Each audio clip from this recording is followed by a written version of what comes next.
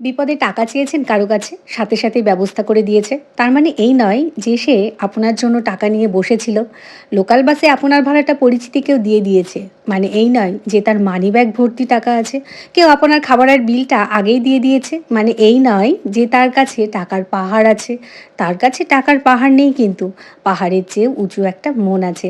ভালো থাকুক ভালো মনের মানুষগুলো। আর এভাবেই আমাদের বিপদে আপদে পাশে থাকুক।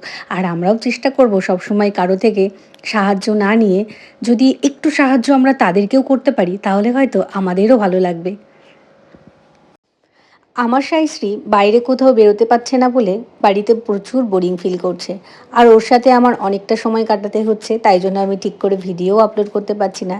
তবে যাই হোক, আমার মেয়ে আমার কাছে সব থেকে আগে।